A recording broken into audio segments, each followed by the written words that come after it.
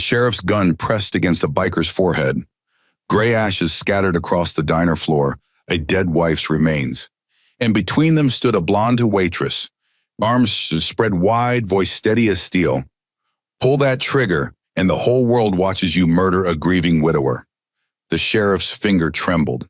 Behind her, a broken man crawled on his knees, desperately gathering his wife's ashes with shaking hands. She had known him for 47 minutes. By sunrise, 300 motorcycles would thunder into this dying town, seeking the woman who refused to look away. Subscribe now and comment your city. Let's see how far courage travels. Rachel Dawson's hands were shaking, not from the cold, not from fear, from the eviction notice she just pulled from the mail slot. Red letters stamped across the top, final notice. 3 months behind, $14 in the register, and exactly 12 days before the bank took everything her grandmother had spent 42 years building. She shoved the paper into her apron pocket and pushed through the diner's back door. "Mommy," Rachel stopped.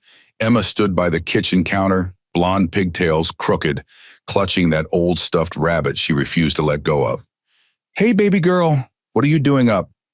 "Couldn't sleep." Emma's eyes went to Rachel's apron pocket. "What's that paper?" "Nothing important." "You're lying. Your eye does that thing when you lie." Rachel almost laughed, 8 years old and already too smart. "It's grown-up stuff, Em. Nothing for you to worry about."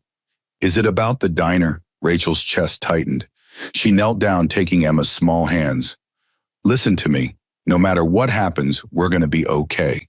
You and me, that's all that matters." "But Grandma May said this place would—" "I know what Grandma said." Rachel pulled her daughter close. "And I'm not giving up. Not yet. Now go finish your homework. I'll bring you pie later." Emma hesitated, then nodded and disappeared into the back room. Rachel stood there a moment, pressing her palm against her chest where her heart was beating too fast. 12 days. She had 12 days to find $6,000.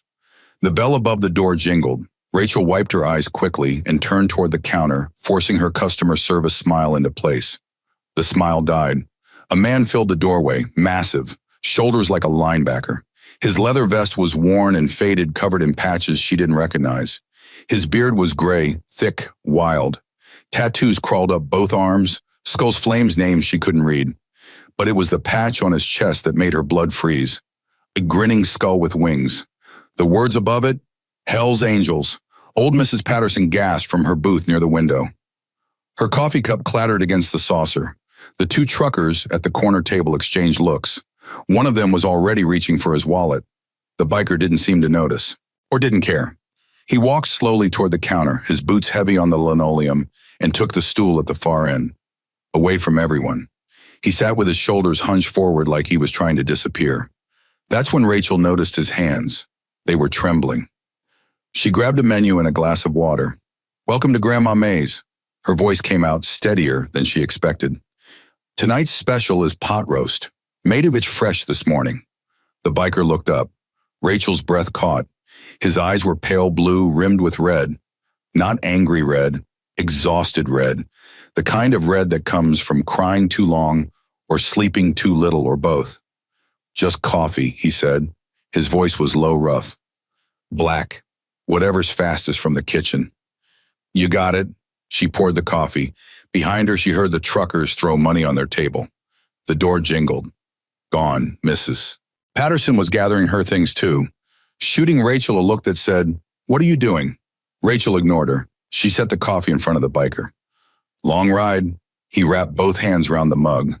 That's when she saw it. A small wooden box tucked inside his vest, polished, held against his chest like something precious. "Yeah," he said. "Long ride." He didn't offer more. Rachel didn't push. She went to the kitchen, fixed a plate of pot roast, mashed potatoes, green beans. "The works." She set it in front of him. "I didn't order this." "I know, on the house." He stared at the plate, then at her. "Why?" "Because you look like you haven't had a real meal in a while, and my grandmother always said everyone deserves a hot plate and a little kindness." Something shifted in his face. The hard lines softened just for a second. "Thank you." He picked up the fork. "Name's Mason. Most people call me Iron." "Rachel." Most people just call me Rachel. He almost smiled. Almost. Your grandmother sounds like a good woman. She was the best. Rachel glanced at the old photograph above the coffee machine. She passed 4 years ago, left me this place. Sorry for your loss. Sorry for whatever's weighing on you. Iron set down his fork. His hands were shaking again as he reached for the wooden box. He pulled it out and set it on the counter between them.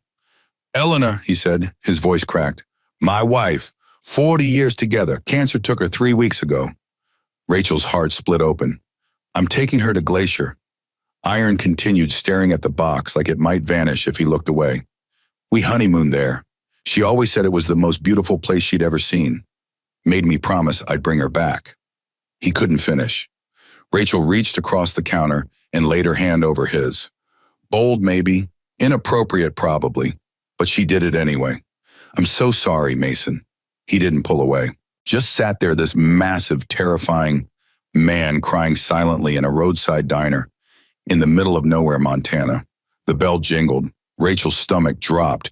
Sheriff Jack Thornton walked in like he owned the place. Maybe because in his mind he did. 11 years as sheriff had taught him one thing this town bent when he pushed. Deputy Amy Waters followed 2 steps behind, looking like she'd rather be anywhere else. Thornton's eyes swept the room, landed on Iron, stayed there. Well, well. His voice was loud. Too loud. Don't see your kind around here often. Iron wiped his face with the back of his hand. Just passing through, Sheriff, getting some food. That's so. Thornton swaggered closer, making a show of examining the patch on Iron's vest. Hell's Angels, huh? You boys got quite a reputation. I'm just one man eating dinner. One man wearing that patch is one too many. Thornton's hand dropped to his holster. Stand up. Let me see some ID. Jack. Rachel stepped forward. He's a paying customer. Thornton didn't even look at her. Stay out of this, Rachel. He hasn't done anything wrong. Now Thornton looked. That cold, calculating stare that had always made her skin crawl. This doesn't concern you. It's my diner. Everything that happens here concerns me. Thornton smiled. It didn't reach his eyes. Your diner. Last I heard, the bank owns this place. Won't be long before Carl Whitmore does too. Carl Whitmore. The name hit Rachel like ice water. The developer had been circling Copper Falls for months, buying up properties for pennies, pushing out families who'd lived here for generations. And everyone knew Thornton was in his pocket. I'm not selling, Rachel said. You don't have a choice. Thornton turned back to Iron. ID, now. Iron reached slowly into his vest pocket. Careful, deliberate. He handed over his license. Thornton studied it, taking his time. Mason Cole, long way from Nevada. Like I said, passing through. What's in the box? Iron's jaw tightened. That's personal. Nothing's personal when I'm asking. Thornton reached for the wooden box. Iron's hand shot out, stopping just short of grabbing the sheriff's wrist. Don't. One word, quiet. But there was something in it that made even Deputy Waters step back. Thornton's eyes narrowed. You threatening me, boy? That box holds my wife's ashes. She passed 3 weeks ago. I'm taking her somewhere special. For a split second, something flickered across Thornton's face. It might have been human. Then it was gone. Sad story, Thornton Mohammed, but I've heard a lot of sad stories from guys wearing that patch, usually right before they make trouble. Sheriff, please. Rachel moved forward, putting herself between them. He's a widower honoring his wife. Just let him finish and go. Thornton looked at her, really looked this time, and Rachel saw something that made her blood run cold. He was enjoying this. You know what I think, Rachel? His voice dropped low. I think you've got a soft spot for strays. First that useless diner, now this criminal. Maybe you need help making better decisions. The only bad decision I've made tonight is letting you through my door. The words came out before she could stop them. Thornton's face went hard. Behind him, Deputy Waters shifted her hand, moving toward her weapon. You're making a mistake, Thornton said. Maybe, but it's mine to make. Silence stretched between them. Thick, dangerous. Then Thornton smiled again. That cold, ugly smile.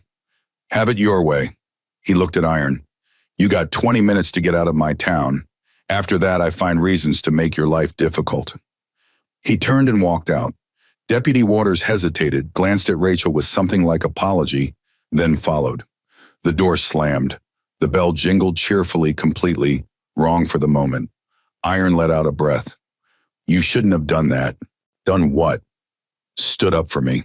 He shook his head. "That man's got a mean streak. I've seen his type. He won't forget this." "I don't care." "You should. You've got a little girl back there. You've got this place.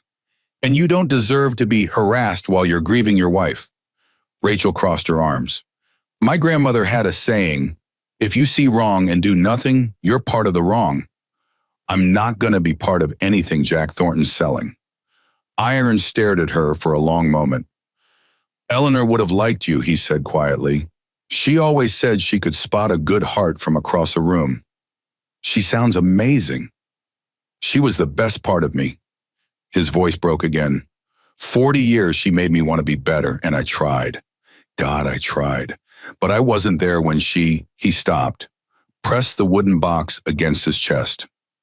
Rachel didn't push. She just refilled his coffee and let the silence hold them.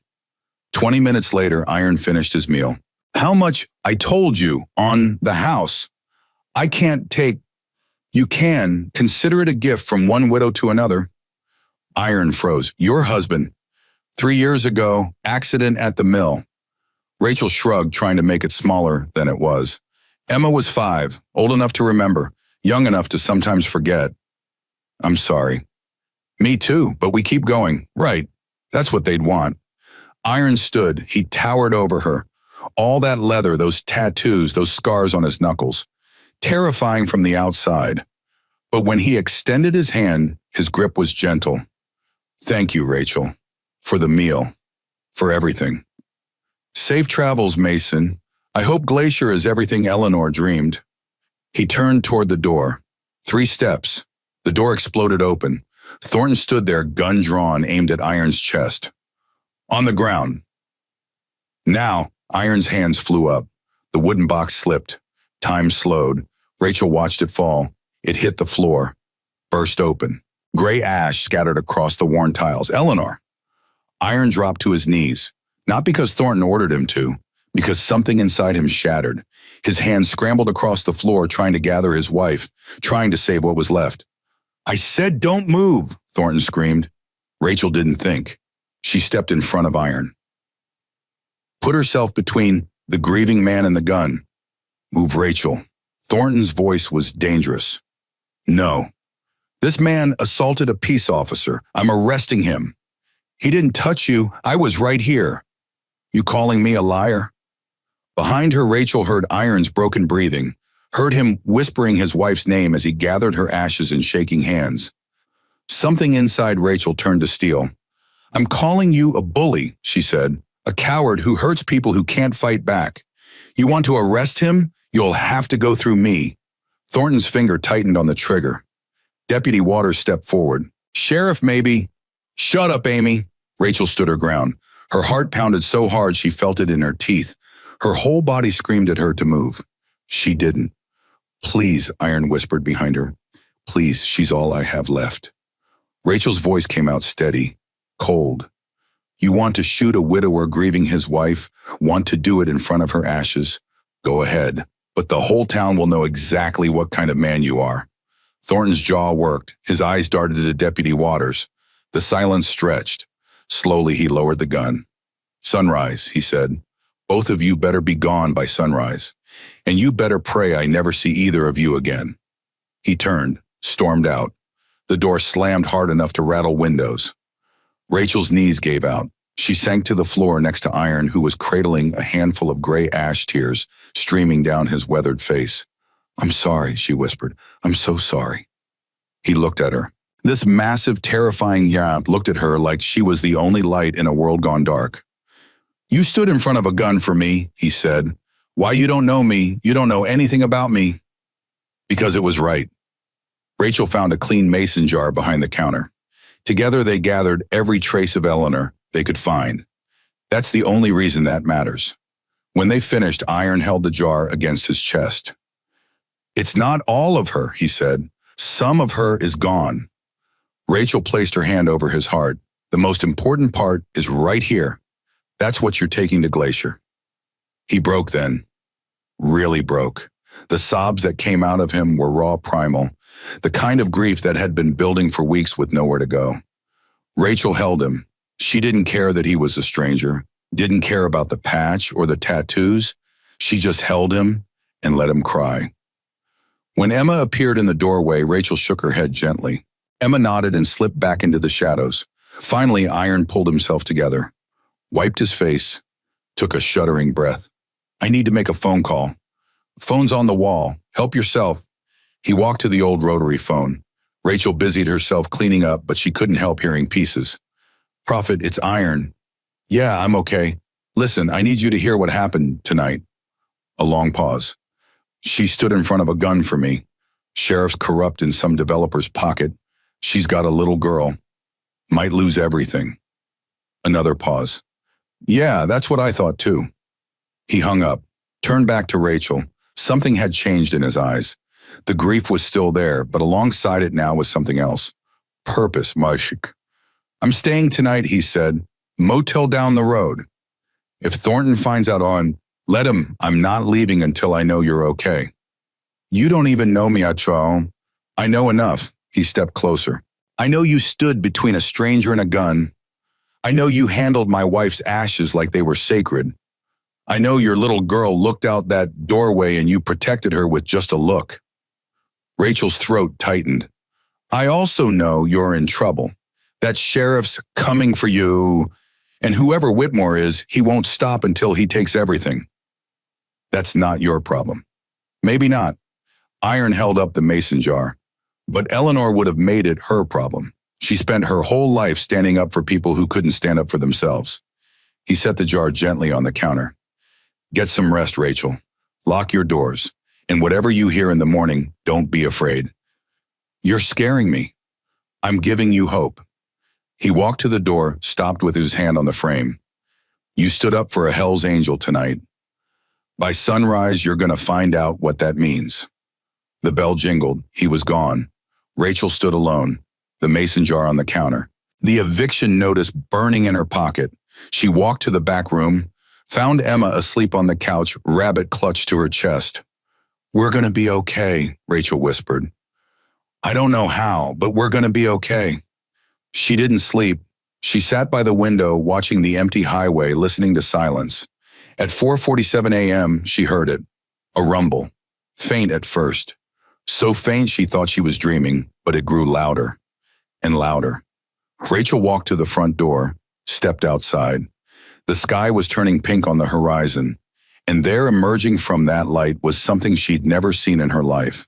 Headlights, dozens, hundreds, motorcycles stretching back as far as she could see, chrome catching the sunrise, engines roaring like thunder rolling across the plains. Emma appeared beside her, eyes wide. Mommy, who are they? Rachel watched the first bikes crest the hill, a wall of leather and steel and something that felt almost like salvation. One rider pulled ahead, tall, silver beard. He moved like a man who'd been in charge his whole life. He stopped in front of the diner, killed his engine, removed his sunglasses. Rachel Dawson, she nodded, couldn't speak. The man smiled. Name's Marcus. Most folks call me Prophet. I'm president of Iron's chapter. He gestured behind him at the endless river of motorcycles still pouring into town. 300, maybe more. We heard what you did for our brother last night. Rachel found her voice. I just gave him dinner. No, ma'am. Prophet swung off his bike and walked toward her. You gave him his dignity when he was at his lowest. You stood in front of a loaded gun for a man you'd never met. You handled his wife's ashes like they were your own family. He stopped right in front of her, removed his riding gloves. The Hell's Angels don't forget kindness, and we damn sure don't forget courage. Behind him, 300 engines idled. 300 riders waited. So here's my question. Rachel Dawson. Prophet extended his hand. What do you need? Rachel looked at her daughter, at the diner, at the eviction notice crumpled in her fist, then back at Prophet. Everything, she said, her voice breaking. I need everything. Prophet smiled. Then everything's what you'll get. Prophet's hand was rough and calloused, but his grip was warm. Rachel shook it, still not quite believing what she was seeing. Behind him, 300 motorcycles lined the main street of Copper Falls, their engines rumbling like a heartbeat that had finally returned to a town long dead. Everything, Prophet repeated, releasing her hand.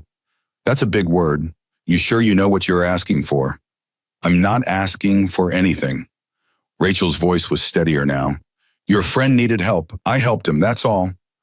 Prophet smiled. It softened his whole face, made him look almost grandfatherly, despite the leather and the tattoos and the patches that had terrified her just 24 hours ago. That's exactly why we're here. He turned and gestured toward the diner. Mind if we come in? My boys have been riding since midnight. Could use some coffee. Rachel looked at the endless line of bikers. I don't have enough coffee for 300 people. Then we'll make more. Prophet whistled sharply. 2 younger riders jogged over. Razor techs, find the nearest store. Buy every bag of coffee they've got. And breakfast supplies, eggs, bacon, bread, whatever this lady needs. I can't afford. Did I ask you to pay? Prophet pulled a thick roll of bills from his vest and handed it to Razor. Go, and tip whoever's working. Heavy.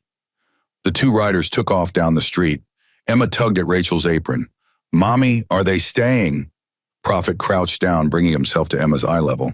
His knees cracked, and he winced slightly. What's your name, little one? Emma looked at Rachel for permission. Rachel nodded. Emma. That's a beautiful name. My granddaughter's name is Emily. She's about your age. Prophet smiled gently. We're friends of your mama's now. Friends help each other. That okay with you? Emma studied him for a long moment. Then she nodded solemnly. You have a nice smile. It doesn't match your jacket. Prophet laughed, a deep, booming sound that made several nearby bikers grin. I like this kid. He straightened, groaning slightly. 58 years old, and my knees still think they're 20. The first wave of bikers began filing into the diner. They moved with surprising order, taking seats without pushing, speaking in low voices. Several of them nodded politely at Rachel as they passed. Ma'am. Morning, ma'am. Thank you for what you did. Rachel felt her eyes stinging. She blinked hard. Coffee's coming. Give me a few minutes. She hurried to the kitchen, grateful for something to do with her hands. Emma followed, clutching her rabbit. Mommy on. Yeah, baby. Are we still gonna lose the diner? Rachel stopped, turned, knelt down in front of her daughter. I don't know, she said honestly, but right now we've got a lot of hungry people to feed. Can you help me? Emma's face lit up. Really? Really? You can be in charge of napkins and silverware. Think you can handle that? Yes, Emma ran to grab the napkin holder, her earlier fear completely forgotten. Rachel watched her go. For the first time in months, something that felt almost like hope flickered in her chest. The kitchen door swung open. A woman stood there, maybe 50, with silver-streaked hair pulled back in a tight braid. Her leather vest was covered in patches, and her arms were lean and muscled. Name's Linda, she said. I run the diner at our clubhouse back in Nevada. Figured you could use a hand. I can't pay. Honey, stop. Linda was already tying on a spare apron. You stood in front of a gun for our brother. You think we're worried about getting paid? She cracked her knuckles. Now where do you keep your spatulas? Within 20 minutes, the kitchen was running like a well-oiled machine. Linda commanded the grill while 2 other bikers, a heavy-set man named Duke and a wiry younger guy everyone called Sketch, worked as her sous chefs. Rachel handled the coffee and the register, while Emma darted between tables with napkins, earning smiles and gentle thanks from men who looked like they could bench press trucks. Prophet sat at the counter nursing his second cup of coffee, watching everything with sharp eyes. She's good, he said, nodding toward Emma. Reminds me of my granddaughter, fearless. She doesn't know enough to be afraid yet. Rachel refilled his cup. I'm trying to keep it that way. Smart. Prophet took a long sip. Speaking of afraid, that sheriff, Thornton. Tell me about him. Rachel's hand tightened on the coffee pot. What do you want to know? Everything, everything as she glanced around. The diner was loud now, full of conversation and laughter. No one was paying attention to them. He's been sheriff for 11 years, she said quietly. Runs this town like his personal kingdom. Everyone's scared of him. And for the past 2 years, he's been working with a developer named Carl Whitmore. Whitmore. Prophet's eyes narrowed. Wait, sounds familiar. What's his angle? He wants to buy up the whole town, tear everything down, build some kind of resort or strip mall or whatever rich people build when they don't care about the people who already live somewhere. Rachel set the pot down. Half the buildings on Main Street are already his. He's been pressuring everyone to sell, mostly through Thornton. And you won't sell. This diner is all I have left of my grandmother, all Emma has left of her family history. Rachel's jaw tightened. I'd rather lose it to the bank than hand it over to that man. Prophet nodded slowly. How much do you owe? $6,000, due in 12 days. That all? Rachel stared at him. That all? I don't have 600, let alone 6,000 and so on. Prophet pulled out his phone, typed something, put it away. What was that? Just a message? He smiled. Don't worry about it. Before Rachel could press him, the front door banged open. Sheriff Thornton stood in the doorway, his face red with fury. Deputy Waters was behind him along with 2 other deputies Rachel didn't recognize. The diner went silent. Every biker turned to look. Thornton's eyes swept the room, taking in the sea of leather vests and skull patches. For just a moment, Rachel saw something she'd never seen on his face before. Fear. But he buried it quickly. What the hell is this? His voice was loud, aggressive, trying to reclaim control. I gave you until sunrise to get out of my town. Prophet didn't stand, didn't raise his voice, just picked up his coffee cup and took a slow sip. Good morning, Sheriff. Coffee? I asked you a question, and I offered you coffee. Prophet set the cup down. These are my brothers and sisters. We're having breakfast. Last I checked, that wasn't illegal. 300 bikers showing up in my town overnight. That's not breakfast. That's an invasion. Invasion requires hostile intent. Prophet's voice was calm, almost friendly. We're just hungry travelers supporting a local business, spending money, being polite. Ask anyone here. Thornton's face twisted. He took a step forward, hand dropping to his holster. I want you out. All of you, now. Nobody moved. Prophet finally stood. He was taller than Thornton by a good 3 inches, and when he drew himself up to his full height, the sheriff actually took a half step back. Let me explain something to you. Prophet said, his voice still quiet, but now carrying an edge that made Rachel's skin prickle. We know what you did last night. We know you pulled a gun on a grieving man. We know you scattered his wife's ashes on the floor. We know you threatened this woman and her child. Thornton's face paled. We also know about Carl Whitmore. We know about the properties you've helped him steal. We know about the families you've pushed out. Prophet smiled, but there was no warmth in it now. We know everything, Sheriff, and we're not going anywhere. You can't what? Eat breakfast, spend money, exist in public. Prophet took a step closer. You want to arrest 300 people for sitting in a diner. Go ahead, call your backup, call the state police, call the National Guard. We'll wait. Thornton's hand was shaking now. His deputies exchanged nervous glances. This isn't over, Thornton said. No. Prophet agreed. It isn't. But what happens next is up to you. You can walk out of here, do your job honestly for once in your life, and maybe we leave in a few days with nothing but good memories. He paused. Or you can keep pushing and find out what happens when you push back against people who don't scare easy. The silence stretched. Thornton's jaw worked. His eyes darted around the room, taking in the sea of faces watching him. Hard faces, unafraid faces. He turned and walked out without another word. His deputies followed. The door swung shut. For a moment, nobody spoke. Then someone in the back started a slow clap. Others joined in. Within seconds, the whole diner was applauding and cheering. Prophet held up a hand and the noise died down. All right. Show's over. Finish your breakfast. He sat back down at the counter. And somebody get me more coffee. I'm too old for this drama. Laughter rippled through the room. Rachel's hands were shaking as she refilled his cup.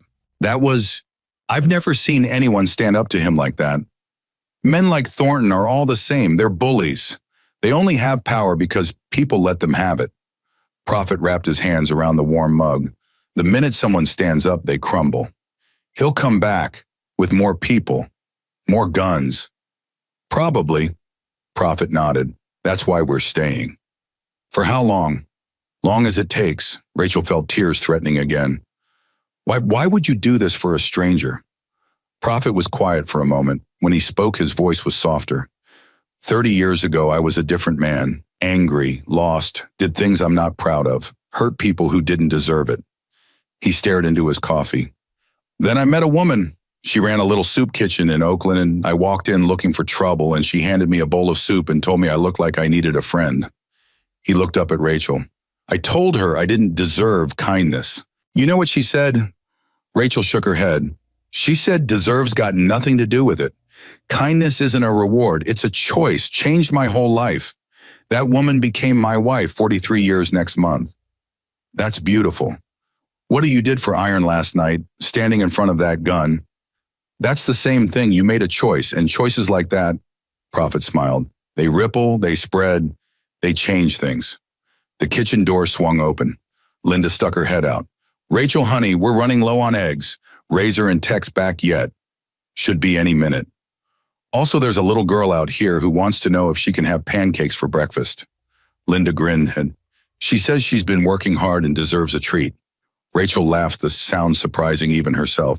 Tell her yes. Extra chocolate chips. Linda disappeared back into the kitchen. Prophet watched Rachel's face. When's the last time you laughed like that? Rachel had to think about it. I don't remember. That's too long. Prophet stood stretching his back. I'm going to check on my people. Make sure everyone's behaving. You need anything, you holler. Prophet, he turned. Thank you for everything. I don't know how I'll ever stop. He held up a hand. You already paid. That night in the diner. Everything after that is just ripples. He walked out into the crowd of bikers. Rachel stood alone at the counter, coffee pot in hand, trying to process everything that had happened in the last 12 hours. Yesterday, she'd been counting down the days until she lost everything. Now she had 300 unexpected allies, a kitchen full of volunteers, and something she hadn't felt in years. Hope. The front door opened again. Rachel tensed, expecting Thornton, but it was Iron. He looked different this morning, still tired, still carrying that weight of grief in his shoulders.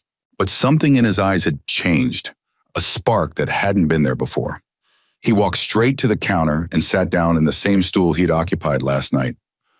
Coffee, Rachel asked. Please, she poured. He wrapped his hands around the mug, and she noticed they weren't shaking anymore. I heard what happened with Thornton, he said. Prophet handled it like it was nothing. Iron smiled slightly. That's Prophet. 40 years I've known him. Never seen him lose his cool, even when things get bad. 40 years you've been friends that long. Brothers. Iron touched the patch on his vest. This isn't just a club, Rachel. It's a family. We ride together, we fight together, we grieve together. His voice caught slightly. When Eleanor got sick, Prophet was there every day, brought her flowers, read to her when I couldn't hold it together, held my hand at the funeral when I couldn't stand on my own. Rachel's heart ached. She sounds like she was loved by a lot of people. She was. Iron reached into his vest and pulled out the mason jar. He set it on the counter right where the wooden box had sat last night. I thought I was taking her to Glacier alone. Turns out I'm not alone after all. You never were. Iron looked at her, really looked at her. Neither are you, not anymore. Before Rachel could respond, Emma came running out of the kitchen, her face covered in chocolate.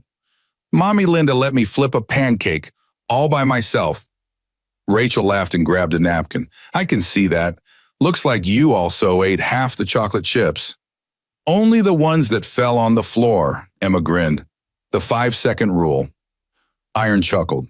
Smart kid. Emma turned to look at him. Her eyes went to the mason jar. Is that your wife? Rachel's breath caught. Emma. It's okay. Iron picked up the ball gently. Yeah, this is Eleanor. She passed away a little while ago.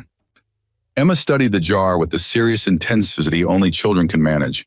Is she in heaven now? I like to think so. My daddy's in heaven too. Emma reached out and touched the jar lightly, her small fingers gentle on the glass. Maybe they're friends. Iron's eyes glistened. Maybe they are. I talk to my daddy sometimes at night when Mommy thinks I'm asleep. Emma looked up at Iron. Do you talk to Eleanor? Every day. Does she answer? Iron was quiet for a moment. When he spoke, his voice was rough. Not with words, but sometimes I feel her. Like she's right there beside me. Emma nodded solemnly. That's how Daddy is too.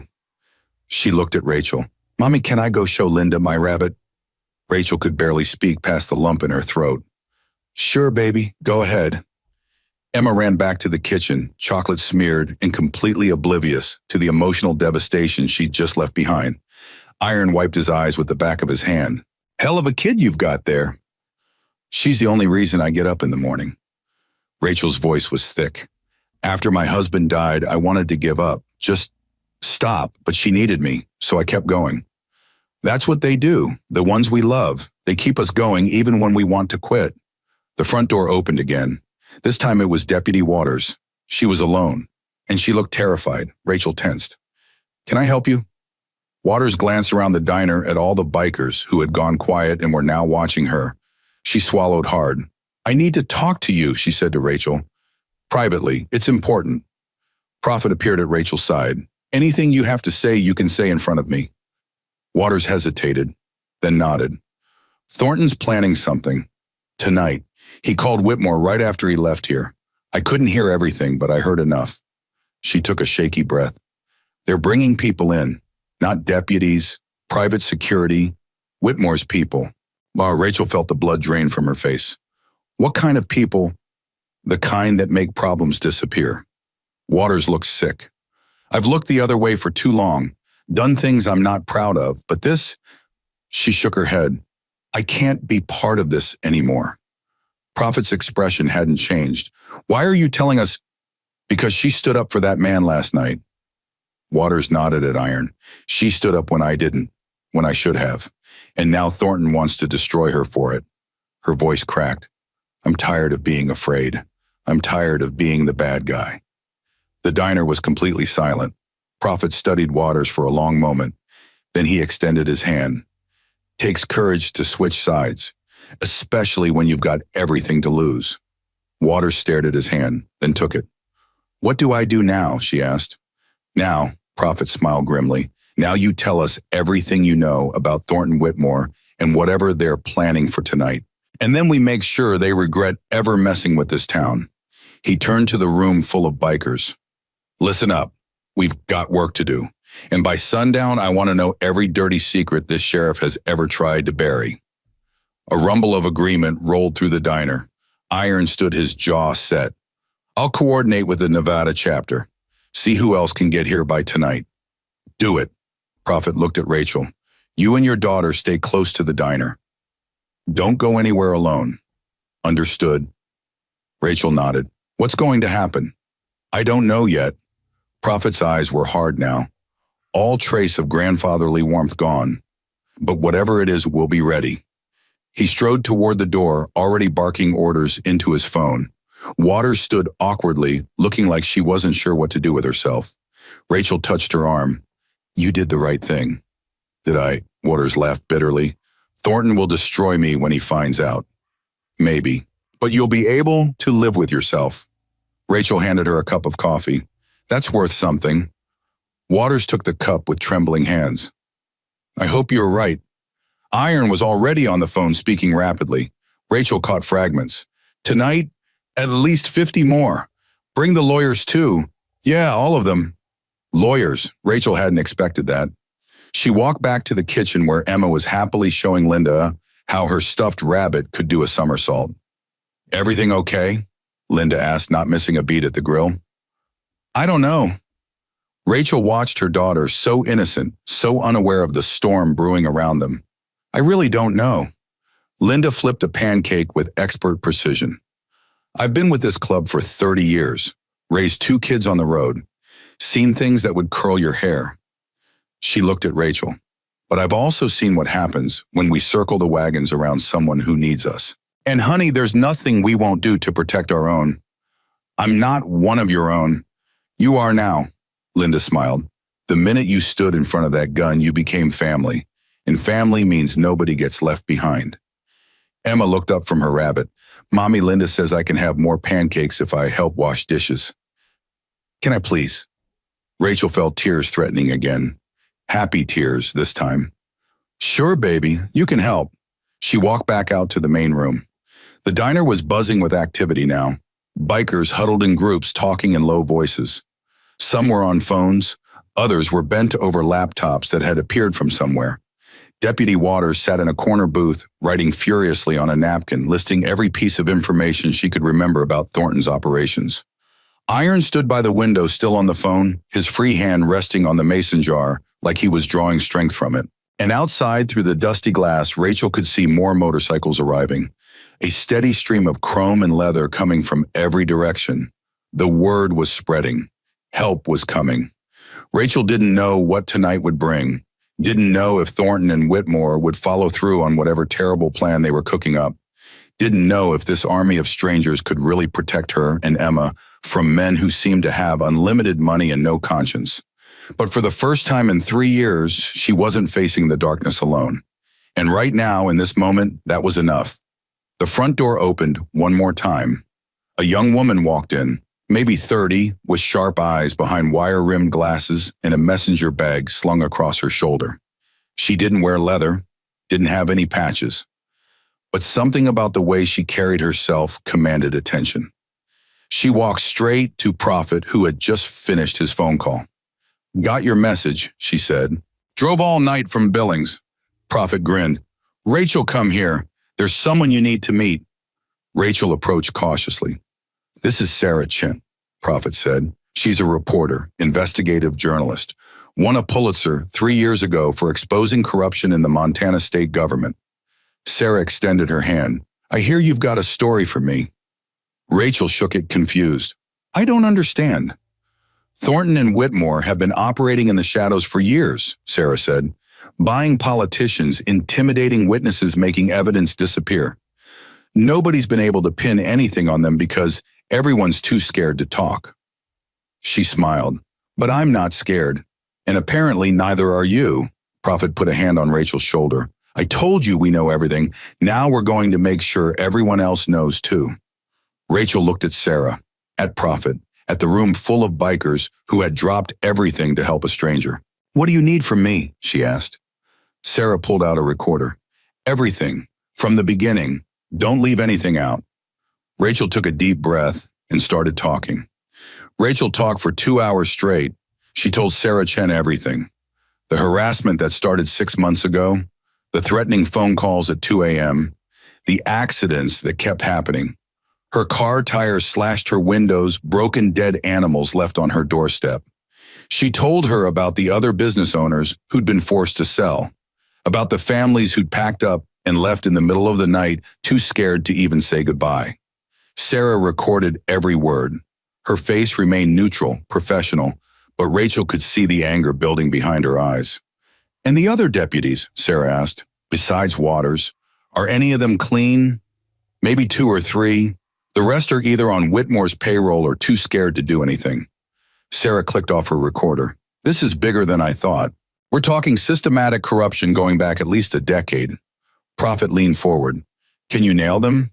With what Waters has given me, plus Rachel's testimony, plus whatever else we dig up today. Sarah smiled grimly. I can bury them.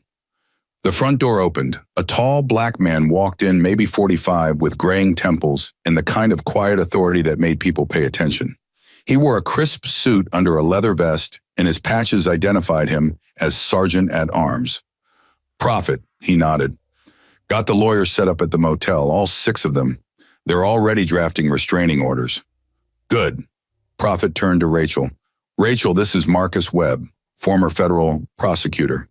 Now he handles our legal affairs. Rachel blinked. You have lawyers, Marcus smiled. Ma'am, we have lawyers, accountants, doctors, engineers. Half our members have college degrees. The other half could buy and sell most corporations. He sat down across from her. The media likes to paint us as criminals. Truth is, most of us are just regular people who love motorcycles and hate bullies. I'm starting to understand that. Good. Now let's talk about your mortgage. 6,000 correct. Rachel's stomach tightened. I can't take charity. It's not charity. Marcus pulled out a folder. It's a business investment. We're going to pay off your mortgage, and in exchange, you'll let us host a charity event here once a year.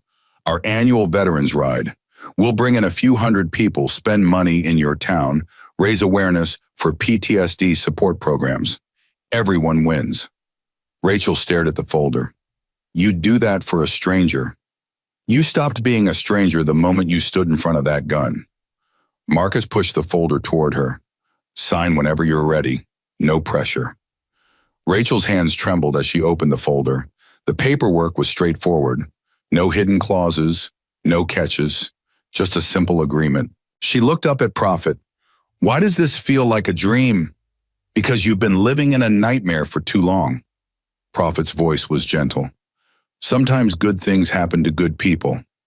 Let them. Rachel signed. Marcus collected the papers. I'll have this processed by end of day. Your mortgage will be cleared by tomorrow morning. Rachel couldn't speak, couldn't breathe. 3 years of terror and sleepless nights, and just like that, it was over. Emma burst out of the kitchen, chocolate somehow on her face again. Mommy, Linda taught me how to make scrambled eggs. Rachel grabbed her daughter and hugged her tight, tears streaming down her face. Mommy, why are you crying? Happy tears, baby. These are happy tears. The afternoon sun was starting to slant through the windows when everything changed. Sketch came running in from outside, his face pale. Prophet, we got company. Everyone tensed. How many pa? 3 black SUVs, just parked at the edge of town. He's getting out, but... Sketch swallowed. They're just sitting there watching. Prophet stood slowly. Whitmore's peep it. Iron moved to the window. I count 6 men per vehicle. That's 18. All of them look like private military types. They're early. Deputy Waters had gone white. Thornton said tonight, not this afternoon. Maybe they got impatient. Prophet pulled out his phone. Or maybe they're testing us, seeing how we react. He dialed. Razor, get everyone inside, non-combatants in the back. I want eyes on every entrance. The diner transformed in seconds. Bikers who'd been relaxed and laughing were now alert, moving with military precision. Women and older members headed for the kitchen. Younger, harder-faced men positioned themselves near windows and doors. Rachel grabbed Emma. Kitchen, now. But Mommy. Now, Emma. Linda appeared and took Emma's hand. Come on, sweetheart. Let's go count the chocolate chips. I bet there's more than 100. Emma looked scared, but she went. Rachel turned back to Prophet. What's happening? They're trying to intimidate us. Classic tactic. Show up early, make us nervous. Wait for us to make a mistake. Prophet's face was calm, almost serene. We're not going to make a mistake. What if they attack? They won't. Not in broad daylight. Too many witnesses. Too much risk. Prophet glanced at Sarah, who was already on her phone. Besides, we've got something they don't. What's that? The truth, and a Pulitzer Prize winner, ready to broadcast it to the world. Sarah held up her phone. My editor's standing by. The moment anything happens, this goes live. The hours crawled by. The SUVs didn't move. Neither did the bikers. It was a standoff, silent and tense, with the whole town holding its breath. Rachel made coffee. It was the only thing she could think to do. Pot after pot, keeping everyone's hands warm and their nerves steady. At 4:17 p.m., Iron's phone rang. He answered. Listened. His face changed. You're sure how many? He hung up and turned to Prophet, something new in his eyes. Something that looked almost like wonder. That was Demon, from the Arizona chapter. And they're coming, all of them, 150 riders already on the road. Iron's voice cracked slightly. And it's not just Arizona. Texas called, Colorado called, Oregon, Washington, California, even the Canadian chapters. Prophet went very still. How many total? They're estimating by tomorrow morning. Iron had to stop, collect himself. 1,000, maybe more. The room erupted. Rachel's knees went weak. 1,000, word spread. Iron's eyes were bright with tears he was trying to hide. What you did for me, what you're facing, it spread through every chapter in North America. And they're coming. All of them, they're coming. Prophet closed his eyes for a moment. When he opened them, they were wet. 40 years, he said quietly. 40 years I've worn this patch. I've never seen anything like this. Iron gripped his shoulder. They love you, brother. They love what we stand for. This isn't about me. Prophet looked at Rachel. This is about her, about what she represents, about the fact that somewhere out there good people still exist, still fight, still stand up when it matters. Rachel couldn't speak. Her throat had closed completely. The front door banged open. Sheriff Thornton stormed in, face purple with rage. Behind him came 4 deputies, hands on their weapons. "What the hell do you think you're doing?" Thornton screamed. "I told you to leave." Prophet didn't flinch. "And I told you we're not going anywhere. I'll arrest every single one of you." "On what charge?" "I'll find something." "Go ahead." Prophet spread his arms wide. "We've got 6 lawyers next door, a Pulitzer Prize-winning journalist right there, and about 1,000 more brothers coming from every corner of the country." He smiled coldly. "You really want to start that fight?" Thornton's face contorted. "You think you can just waltz into my town and—" "Your town," Sarah stepped on forward, recorder in hand. "Interesting choice of words, Sheriff, especially considering the 18 instances of bribery, 12 cases of evidence tampering, and 7 counts of witness intimidation I've documented in the last 6 hours." Thornton went pale. "Would you like to comment for the record?" Sarah asked sweetly. "Or should I just run the story with what I have?" "This is... You can't..." "Actually, I can. First Amendment.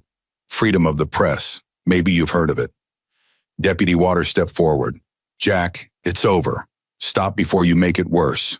Thornton spun on her. You did this. You traitorous little..." "Watch your mouth." Iron's voice was ice. "That woman's got more courage than you'll ever have."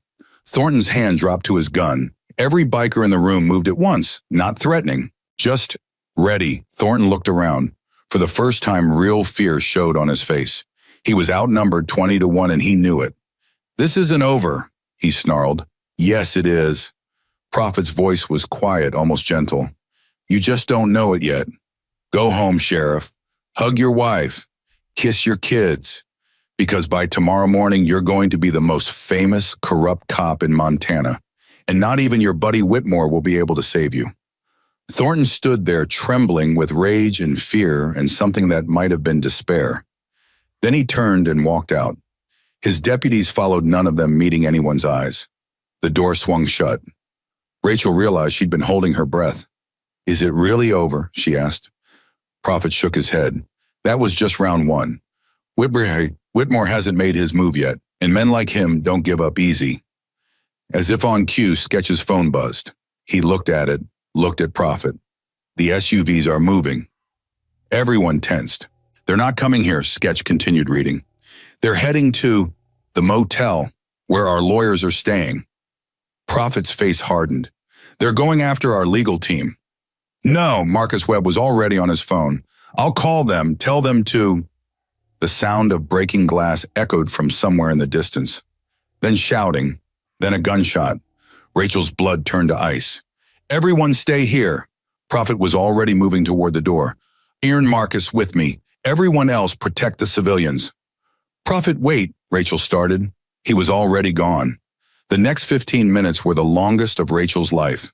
She stood in the diner, surrounded by bikers she barely knew, listening to distant sounds she couldn't identify.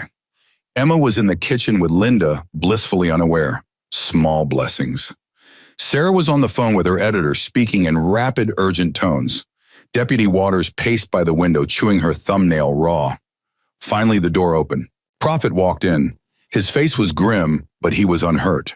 Behind him came Iron and Marcus, supporting a third man between them. One of the lawyers, young, maybe 30, blood running down his face from a cut above his eye. "Get him a chair," Prophet ordered. They lowered the lawyer into a booth. Linda appeared with a first aid kit. "What happened?" Rachel demanded. "Whitmore's goons." Prophet's voice was tight with controlled anger. "They broke into the motel. Tried to destroy our legal documents. Beat the hell out of anyone who got in their way. The documents, Marcus asked. Safe. Jake here hid them before they broke down the door. Prophet put a hand on the young lawyer's shoulder. You did good, son. Jake managed a weak smile through the blood. Didn't go to law school to be scared of bullies. The attackers, Sarah asked. Gone. Ran like rats the second they heard sirens. Prophet's jaw tightened. We got their license plates. Got photos. Got everything we need. I'll add it to the story. Sarah was already typing. Deputy Waters stepped forward. I need to report this, officially, through proper channels. Will that help? Rachel asked. It'll create a paper trail, something Thornton can't make disappear. Waters took a deep breath. I'm going to the state police, tonight, with everything I have. Prophet nodded slowly. You sure about this? There's no going back. I know. Waters looked at Rachel. She inspired me. Least I can do is try to live up to her example. She walked out without another word. The sun was setting now, painting the sky in shades of orange and red. Through the window, Rachel could see bikers standing guard, watching the streets, ready for whatever came next. Iron sat down heavily beside her. The mason jar was in his hands again, cradled close to his chest. Someday, huh? Rachel laughed weakly. That's one way to put it. I keep thinking about Eleanor. Iron's voice was soft. What she'd say if she could see all this, if she could see you. What would she say? Iron was quiet for a moment. She'd say that darkness can't survive where there's light. That all it takes is one person to start shining and the whole world changes. Rachel felt tears building again. I don't feel like I'm shining. I feel like I'm barely holding on. That's what shining is. Iron met her eyes. It's not about being strong. It's about refusing to go out, even when the wind's trying to kill you. Emma emerged from the kitchen, her face worried. Mommy, is everything okay? Rachel pulled her daughter close. Everything's going to be fine, baby. The nice lady with the braids said something bad happened. But she said the good guys are winning. Emma looked up at Rachel. We're the good guys, right? Yeah, baby. Rachel kissed the top of her head. We're the good guys. Prophet appeared at their booth. Rachel, you need to see something. She followed him outside and stopped breathing. The street was filled with motorcycles, not just the original 300. There were more now, many more. They stretched down Main Street as far as she could see, chrome gleaming in the fading light. They started arriving an hour ago, Prophet said quietly, and they're not stopping. As Rachel watched, another group crested the hill. 20 more bikes, then 30, then 50. How many tow? We stopped counting at 500. Prophet's voice was rough with emotion. But by morning, it's going to be the biggest gathering of Hell's Angels in history. All for you, all because you stood up when it mattered. Rachel's legs gave out. She would have fallen, but Iron was there catching her, holding her steady. Easy, he said. I got you. I don't understand, Rachel whispered. I'm nobody. I'm just a waitress in a dying town. No. Prophet's voice was fierce. You're a mother who protected her child. A woman who honored her grandmother's legacy. A human being who saw someone in pain and chose compassion over fear. He put his hand over his heart. That's not nobody. That's everything. The rumble of engines filled the air, a sound like thunder, like an army, like hope itself riding into battle. Rachel stood there surrounded by strangers who'd become family, watching the impossible unfold. Tomorrow the real fight would begin. But tonight she wasn't alone. Tonight she had an army, and for the first time since her husband died, Rachel Dawson believed they might actually win. The last rays of sunlight disappeared behind the mountains. The night was coming, but so was the dawn. Rachel didn't sleep that night. She sat by Emma's bed watching her daughter breathe, counting the slow rise and fall of her chest like a prayer. Outside, the rumble of motorcycles continued through the darkness. More arrivals, more reinforcements, more strangers who'd become family. At 3 a.m., Linda found her there. You should rest. I can't.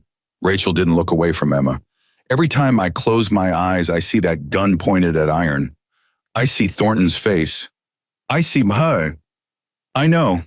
Linda sat down beside her. First time Roy got into trouble with the law, real trouble, not just speeding tickets, I didn't sleep for 3 days. Thought I was going to miss him.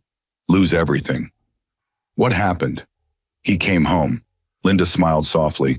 Bruised, tired, but he came home. And that's when I learned something important. What? Fear's a liar. It tells you the worst is coming, but the worst rarely comes. And even when it does, Linda took Rachel's hand. You survive. You adapt. You keep going. Rachel squeezed it back. Thank you for everything. I don't know how.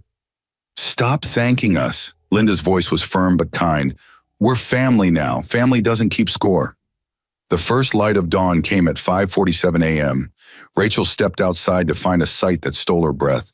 Motorcycles everywhere, filling every street, every parking lot, every open space in Copper Falls. Chrome gleaming in the early light. Leather-clad riders standing in groups, talking quietly, drinking coffee from thermoses. Prophet found her standing on the diner's front steps. Final count, he said, 1,237. Rachel couldn't process the number. That's impossible. Apparently not. Prophet handed her a cup of coffee. They came from 23 states, 4 Canadian provinces. Some of them drove through the night. Didn't stop for anything. For me, for what you represent. Prophet stood beside her looking out at the sea of bikes. Most people look at us and see criminals, thugs, dangerous outcasts. You looked at Iron and saw a grieving husband. You saw his pain, not his patch. He took a long breath. That matters. More than you know. Sarah Chen emerged from the diner, phone pressed to her ear. Her face was electric with excitement. It's live, she said, hanging up. The story went live 20 minutes ago. National news picked it up. CNN, Fox, MSNBC, everyone. It's everywhere. Rachel's stomach dropped. What exactly is everywhere? Sarah showed her the phone. The headline read, Small-town sheriff's corruption exposed. Over 1,000 bikers rally to defend waitress. Below it, Rachel's face. The diner, the endless rows of motorcycles. This is, Rachel couldn't finish. This is justice. Sarah's eyes were bright. Thornton's finished. Whitmore's lawyers are already distancing themselves. The state attorney general announced an investigation 30 minutes ago. Prophet's phone buzzed. He looked at it. His expression changed. What? Rachel asked. Whitmore's here, coming down Main Street right now. 3 cars. Looks like he's got lawyers with him. The crowd of bikers shifted, a ripple of tension moving through them like a wave. Everyone stay calm, Prophet called out. Let them come. We do this right. A black Mercedes rolled slowly down Main Street, flanked by 2 SUVs. The bikers parted just enough to let them through, then closed ranks behind them. The Mercedes stopped in front of the diner. Carl Whitmore stepped out. He was smaller than Rachel expected. Average height, average build, wearing a suit that probably cost more than her car. His face was smooth, controlled, but his eyes darted nervously at the wall of leather surrounding him. Which one of you is in charge? His voice was steady, but Rachel caught the slight tremor. Prophet stepped forward. That depends on what you're here for. I'm here to make a deal. Whitmore straightened his tie. A generous one. For the diner. For this whole situation. The diner's not for sale. Everything's for sale. Whitmore smiled thinly. It's just a matter of price. Rachel pushed through to stand beside Prophet. My grandmother built this place with her bare hands. She served coffee to miners, truckers, families. She fed people who couldn't afford to pay. She made this town a home. Rachel's voice shook, but she didn't back down. You can't put a price on that. Whitmore's smile flickered. Ms. Dawson, I understand you're emotional, but be reasonable. You're 3 months behind on your mortgage. Your customer base has evaporated. Your only ally is a collection of... He gestured dismissively at the bikers, motorcycle enthusiasts with criminal records. Wrong. Marcus Webb stepped forward, a briefcase in hand. Her mortgage was paid in full as of 7 o'clock this morning. Her legal representation includes 6 licensed attorneys, including 2 former federal prosecutors. And the motorcycle enthusiasts you're dismissing include doctors, lawyers, business owners, and veterans who've served this country with distinction. Whitmore's composure cracked. That's not... Furthermore, Marcus pulled out a stack of papers. We have documented evidence of your collusion with Sheriff Thornton. Bribery, intimidation, fraud. The State Attorney General's office received our report an hour ago. I expect you'll be hearing from them shortly. Whitmore's face went gray. You can't prove. We can. Deputy Waters emerged from the crowd. She was in civilian clothes now, her badge nowhere to be seen, but she held a folder thick with documents. 14 months of records, every payment, every threat, every family you destroyed to build your empire. Amy, Whitmore's voice turned dangerous. Think very carefully about what you're doing. I have. Waters handed the folder to Sarah. I've thought about it every night for 3 years. Every time I looked the other way, every time I told myself it wasn't my problem. She looked at Rachel. Then I watched a waitress stand in front of a gun for a stranger, and I realized I couldn't look away anymore. Sarah took the folder. This is going in the follow-up story, along with the statement I'm about to get from Mr. Whitmore. She held up her recorder. Any comment? Whitmore's lawyers were already pulling at his arm, whispering urgently. No comment, one of them said. We're leaving. Good idea. Prophet's voice was ice. And Mr. Whitmore, don't come back to Copper Falls, ever, because next time we won't be this polite. Whitmore stumbled backward toward his car. His face was a mask of impotent fury. This isn't over, he spat. Yes, it is. Rachel's voice was calm now, steady. You just don't know it yet. The Mercedes peeled away its tires, squealing. The SUVs followed. The bikers watched them go in silence. Then someone started clapping. The applause spread through the crowd like wildfire. Whistles, cheers, the thunder of engines revving in celebration. Rachel's knees buckled. Iron caught her before she fell. You did it, he said, his voice rough with emotion. You actually did it. We did it. Rachel looked around at the sea of faces surrounding her. All of us. Prophet put a hand on her shoulder. It's not over yet. Thornton's still out there, and wounded animals are dangerous. As if summoned by his words, the sound of sirens cut through the celebration. Not one siren, many. Everyone turned to look. A convoy of state police vehicles came over the hill. 10, 20, 30 cars' lights flashing, heading straight for town. Rachel's heart seized. What's happening? Prophet's phone rang. He answered, listened, and his face broke into a slow smile. That, he said, is the cavalry. The lead vehicle stopped in front of the diner. A woman stepped out, tall, silver-haired, wearing a state police commander's uniform. She surveyed the crowd of bikers without flinching. I'm looking for Rachel Dawson. Rachel stepped forward. That's me. The commander extended her hand. Commander Patricia Hayes, State Police. I'm here to inform you that Sheriff Jack Thornton has been removed from duty pending investigation. A warrant has been issued for his arrest on charges of bribery evidence, tampering, intimidation, and conspiracy to commit fraud. Rachel shook her hand numbly. He's done. Oh. Hayes allowed herself a small smile. And Mr. Carl Whitmore is about to have a very bad day. The FBI is already moving on federal charges. She looked around at the bikers. I have to say, when I got the call about 1,000 motorcycles converging on a small town, I expected trouble. This is not what I expected. Prophet stepped forward. Commander, we're just citizens exercising our right to peaceful assembly, supporting a local business, protecting a friend. Hayes studied him for a long moment. You're Marcus Hayes, Prophet, president of the Nevada chapter. Guilty. I've read your file. Interesting reading. I'm sure it is. Hayes turned back to Rachel. Ms. Dawson, you may be asked to testify when this goes to trial. Are you willing? Yes. Rachel's voice didn't waver. Absolutely. Good. Hayes nodded at her officers. Fan out. Find Thornton. He was last seen heading toward the county line. The state police vehicles dispersed. Prophet watched them go. Think they'll catch him? I don't know. Rachel felt suddenly exhausted. I don't know anything anymore. I do. Barn appeared at her side, the mason jar cradled in his hands. I know that 2 days ago I walked into this diner ready to die. I'd lost Eleanor. Lost my purpose. Lost any reason to keep going. His voice cracked. Then you handed me a cup of coffee and treated me like a human being. Like I mattered. Rachel's eyes filled with tears. You saved my life that night. Iron's own tears were flowing now unashamed. Not by standing in front of that gun. Before that, the moment you chose kindness. Rachel pulled him into a hug. This massive, terrifying man sobbed against her shoulder like a child.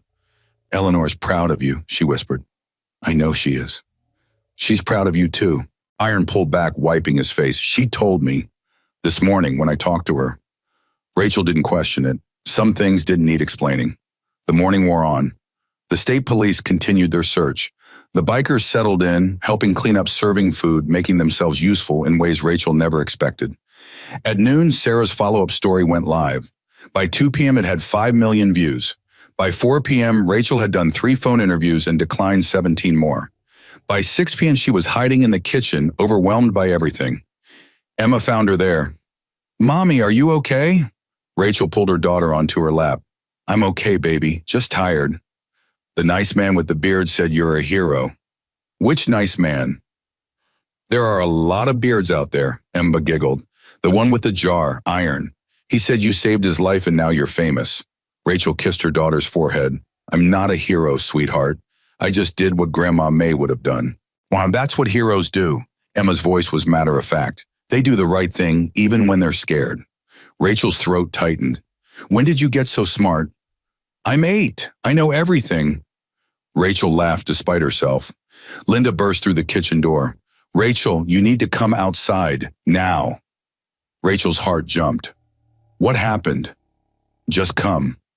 She followed Linda to the front of the diner and stopped. A pickup truck had pulled up in front. Old, rusted, barely running. Sheriff Jack Thornton sat in the driver's seat. His hands were on the wheel. His face was blank, empty. The state police hadn't found him. He'd come back on his own.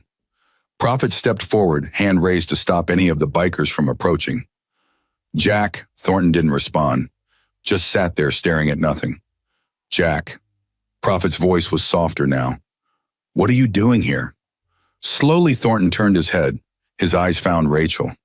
I had a daughter, he said. His voice was hollow. Did you know that? Rachel shook her head. 17 years old, beautiful, smart, was going to be a doctor. Thornton's hands tightened on the wheel. She got mixed up with some bad people. Drugs. By the time I found out, it was too late. Overdose. She died in my arms. Rachel felt something shift in her chest. I blamed everyone, Thornton continued. The dealers, the system, myself. And I swore I'd never let anyone hurt my town again. Never let anyone threaten the people I was supposed to protect. Jack, somewhere along the way I became the threat. Thornton's voice cracked. I became the thing I hated, and I didn't even notice until... He looked at Rachel. Until you stood up. Until you reminded me what courage looks like. Rachel took a step toward the truck. Prophet grabbed her arm. Don't. It's okay. Rachel pulled free and walked to the driver's window. Sheriff, Jack, look at me. He looked. I'm sorry about your daughter, Rachel said quietly. I'm sorry for whatever pain made you the man you became. But pain doesn't excuse what you did. The families you destroyed, the lives you ruined. I know. Tears were streaming down Thornton's weathered face. I know. Then what are you doing here? Thornton reached into his jacket. The bikers tensed. Prophet's hand moved toward his weapon, but Thornton didn't pull out a gun. He pulled out a badge. He held it out to Rachel. I'm turning myself in, he said. Not to the state police. To you, because you're the one I wronged most. And you're the only one who deserves to see me pay for it. Rachel stared at the badge in his hand. Then she reached out and took it. Commander Hayes is still in town, she said. I'll call her. Thank you. Thornton's voice was barely a whisper. And Rachel, I'm sorry. For all of it. I'm so sorry. Rachel didn't forgive him. Wasn't sure she ever could, but she nodded. 20 minutes later, Commander Hayes arrived. Thornton stepped out of his truck, hands raised, and let them put him in cuffs without a word. As they led him to the police car, he looked back at Rachel one last time. Take care of this town, he said. It deserves better than me. The car pulled away. Rachel stood in the street surrounded by 1,200 bikers holding a badge. that had once represented everything she feared. Iron appeared beside her. "You okay?" "No." Rachel's voice was thick. "He had a daughter Iron. He lost his child and it broke him. Doesn't excuse what he did." "No, but it explains it." Rachel looked down at the badge. "Maybe that's all any of us are. Broken people trying to survive our pain. Some of us break better than others." Iron put a hand on her shoulder. "Some of us find people who help us put the pieces back together." Rachel leaned into him. "Is that what happened to you?" "Yeah," Iron's voice was soft. 40 years ago, Eleanor found me in a bar, drunk, out of my mind, ready to fight anyone who looked at me wrong. She sat down next to me and started talking. Just talking. Like I was a person. Like I mattered. What did she talk about? Everything, nothing, the weather, her cat, a book she was reading. Iron smiled at the memory. 3 hours later, I was sober, and she was giving me her phone number. Said I needed a friend more than I needed a drink. She was right. She usually was. Iron looked at the mason jar in his other hand. "She'd have liked you, Rachel. She'd have said you were her kind of people." Rachel wiped her eyes. "I wish I could have met her." "You will, someday." Iron's voice was certain. "And until then, I'll keep telling her about you. Every morning, every night, every time I see something that reminds me she was right about people." The sun was setting again, painting the sky in shades of gold and red. Rachel looked out at the crowd of bikers who'd become her family. At Emma, who was sitting on Prophet's motorcycle pretending to drive. At Linda and Duke and Sketch and Marcus and all the others who'd dropped everything to stand beside a stranger. "What happens now?" she asked. Prophet appeared at her other side. "Now we celebrate. Tomorrow we start cleaning up. Day after that, we start the long ride home." He smiled. "But we'll be back. This town's got good coffee and better people." "You're really leaving." "We have lives to get back to, families, but this doesn't end here." Prophet put a hand over his heart. "You're one of us now, forever.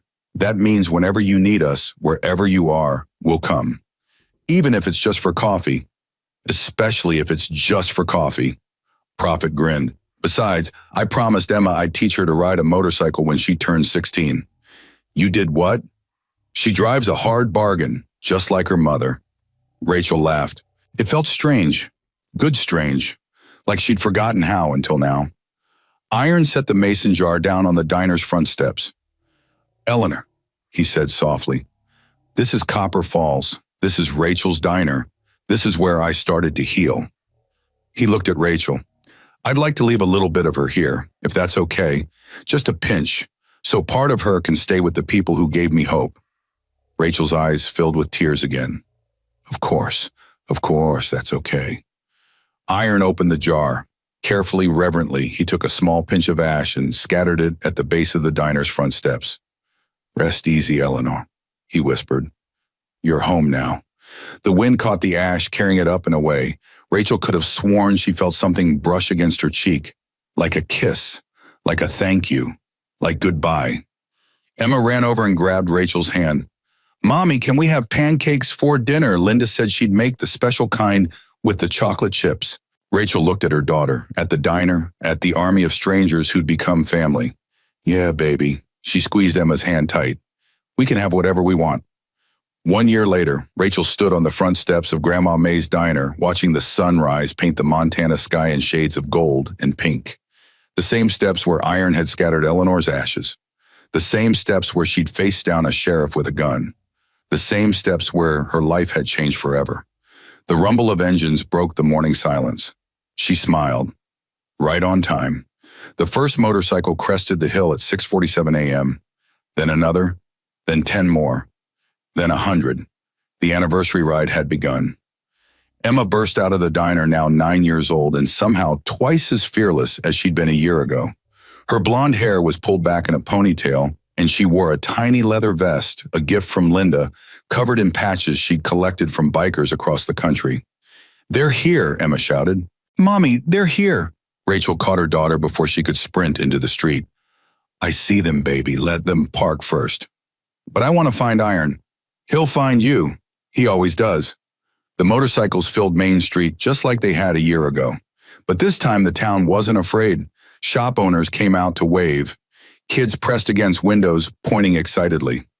Old Mrs. Patterson, who'd once clutched her purse in terror at the sight of a single biker, stood on the sidewalk with a tray of fresh cookies. Prophet's bike rolled to a stop in front of the diner.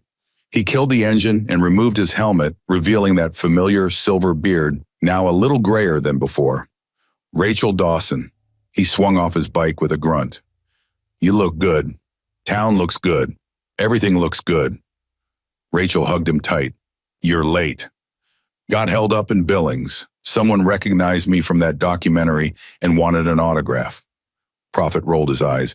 Fame is exhausting. You love it. I absolutely do not.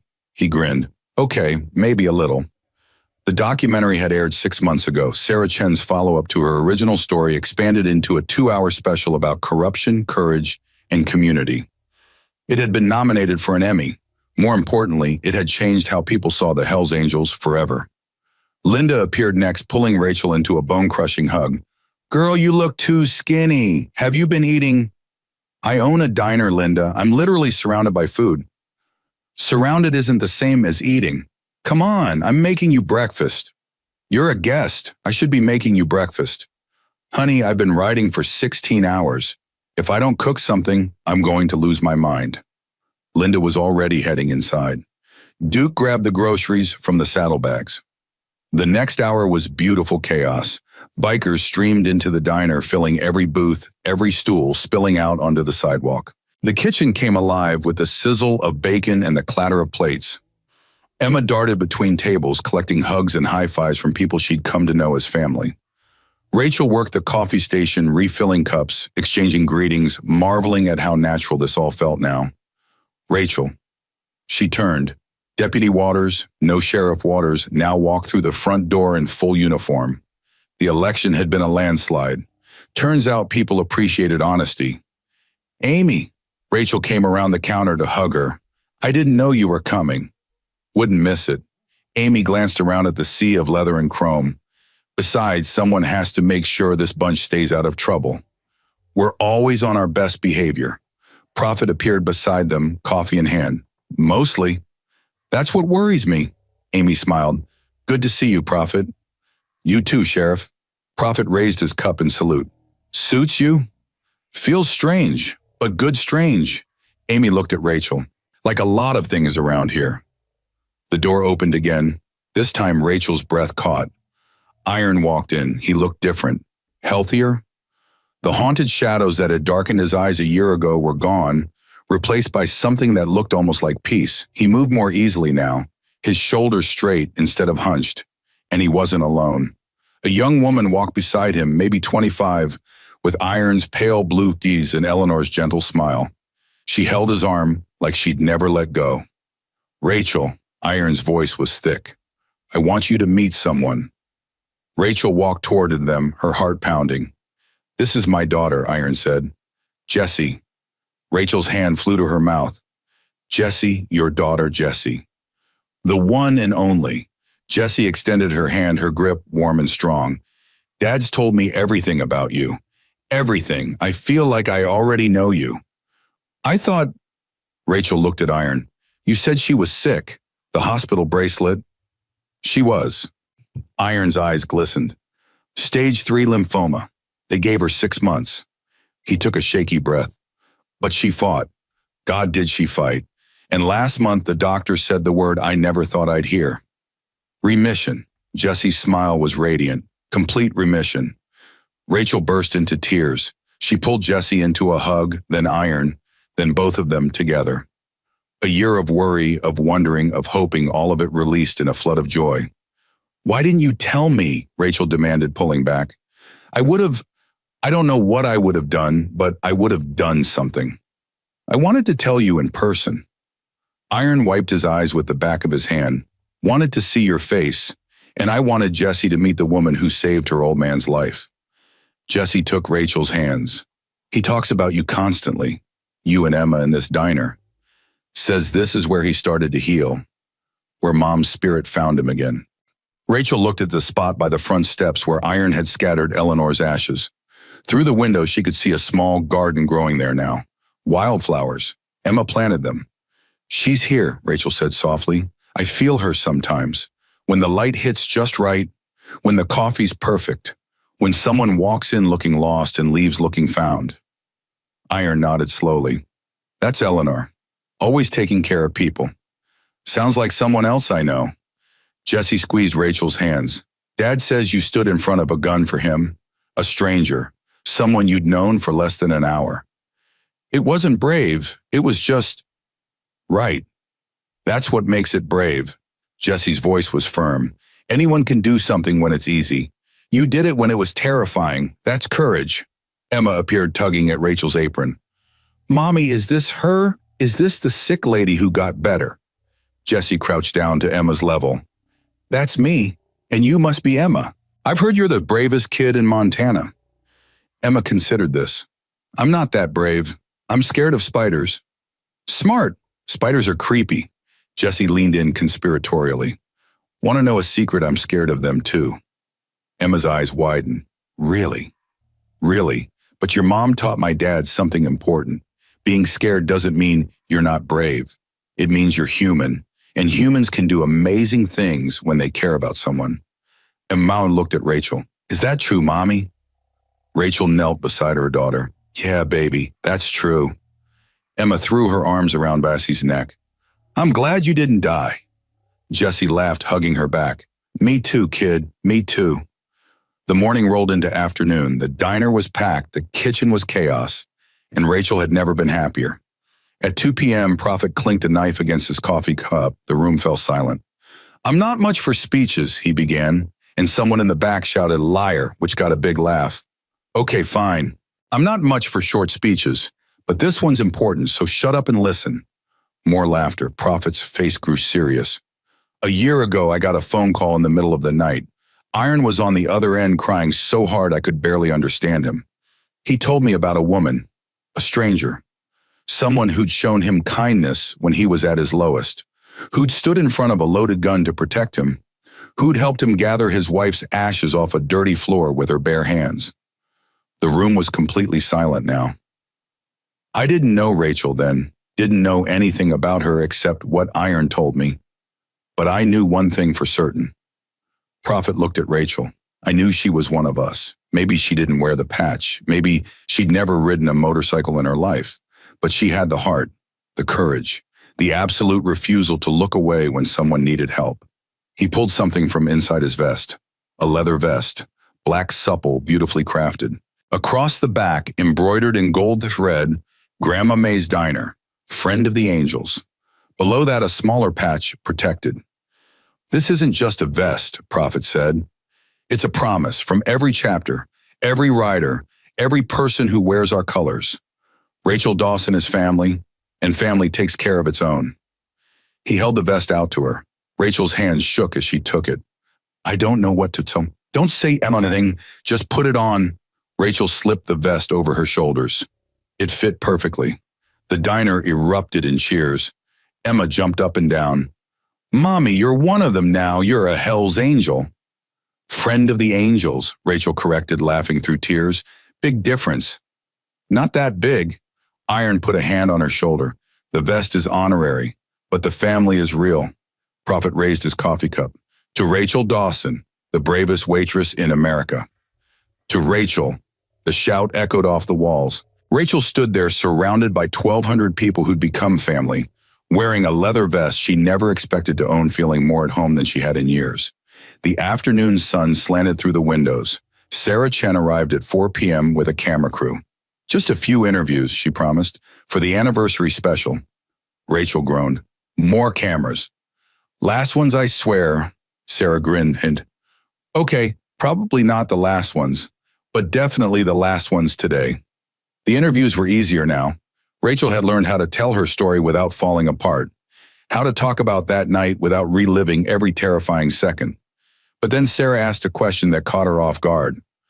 "Looking back, is there anything you would have done differently?" Rachel was quiet for a long moment. "No," she finally said. "I used to think courage was something you were born with, something you either had or you didn't. But that night taught me it's a choice. Every single time, oh boy, you see something wrong and you choose to act or you choose to look away. She paused. I almost looked away. When Iron walked in when I saw that patch, I almost told him to leave. Almost let fear win. What stopped you? My grandmother's voice, in my head, reminding me that everyone deserves kindness. That fear is a liar. That the measure of a person isn't what they do when it's easy. It's what they do when it's hard. Sarah leaned forward. And what would you say to someone watching this who's facing their own moment, their own chance to stand up? Rachel looked directly into the camera. Don't wait until you're not scared. You'll never stop being scared. Do it anyway. Reach out anyway. Stand up anyway, because the world doesn't change through grand gestures and big speeches. It changes through small acts of courage. One cup of coffee, one kind word. One moment when you decide that fear doesn't get to win. She took a breath. That's what my grandmother taught me. That's what I taught to my daughter. And that's what 1,200 bikers reminded me when they showed up on my doorstep. Rachel smiled. You're never as alone as you think. You're never as powerless as you feel. And you're never too small to make a difference. Sarah clicked off the camera. Her eyes were wet. That, she said, is going to change lives. The sun was setting when the gathering began to wind down. Bikers started their engines, said their goodbyes, promised to return. The endless stream of motorcycles began flowing out of Copper Falls, heading back to lives and families across the country. But they weren't really leaving. Rachel understood that now. They'd always be connected by something stronger than patches or miles or time. Iron found her on the front steps right where Eleanor's wildflowers were blooming. We're heading out in the morning, he said. Jesse wants to see Glacier. Wants to be there when I scatter the rest of the ashes. You kept most of her. Iron touched the mason jar still tucked inside his vest. I wanted Jesse to be there for the final goodbye. Didn't feel right doing it without her. Rachel nodded. Eleanor would be proud of both of you. She is, Iron smiled. I feel her every day, not sad anymore. Just there, watching over us. That's love. Yeah, Iron's voice was thick. That's love. Emma freed up, out of breath. Iron, you can't leave yet. You promised you'd show me how to change a tire. Iron laughed, said, tomorrow morning, before we go, deal? Deal. Emma threw her arms around his waist. I'm gonna miss you. I'm gonna miss you too, kid. Iron hugged her back. But I'll be back. Christmas, you can count on it, dear. Promise. Hell's angels don't break promises. He ruffled her hair. Now go help your mom clean up. We've got a big day tomorrow. Emma ran back inside. Iron looked at Rachel. Thank you for everything. I don't have the words to then don't. Rachel hugged him. Just come back. Keep coming back. That's all the thanks I need. Prophet appeared beside them. Everyone's accounted for, ready to move out at first light. No rush. Rachel stepped back. You're welcome here anytime. All of you, forever. We know, Prophet grinned. Why do you think we keep coming back? It's not just the coffee. It's definitely partly the coffee, Iron said. Okay, it's mostly the coffee. Prophet laughed. But also this feeling, this place. You've built something special here, Rachel. Something that matters. Rachel looked at her diner, at the vest she was still wearing, at the people who'd changed her life. I didn't build it. My grandmother did. I just kept the doors open. No, Prophet's voice was serious now. Your grandmother built a diner. You built a family. There's a difference. The last light of day faded from the sky. One by one, the remaining bikers headed to the motel, leaving Rachel alone on the steps with Emma, who had fallen asleep against her shoulder. She carried her daughter inside and tucked her into the small bed in the back room. The same bed Emma had slept in a year ago, the night everything changed. Mommy, Emma's voice was sleepy. Yeah, baby. Are we still the good guys? Rachel kissed her forehead. Yeah, sweetheart. We're still the good guys. Good. Emma's eyes closed. I like being the good guys. Rachel sat with her until her breathing deepened into sleep. Then she walked back to the main room. The diner was quiet now. Chairs stacked on tables. Floor swept clean. coffee pots empty and washed.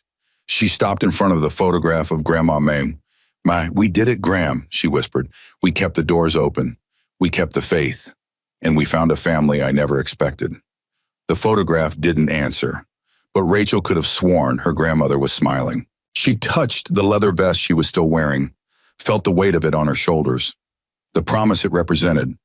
A year ago, she'd been 3 months behind on her mortgage, 12 days from losing everything alone in a dying town with a daughter to protect and no hope in sight.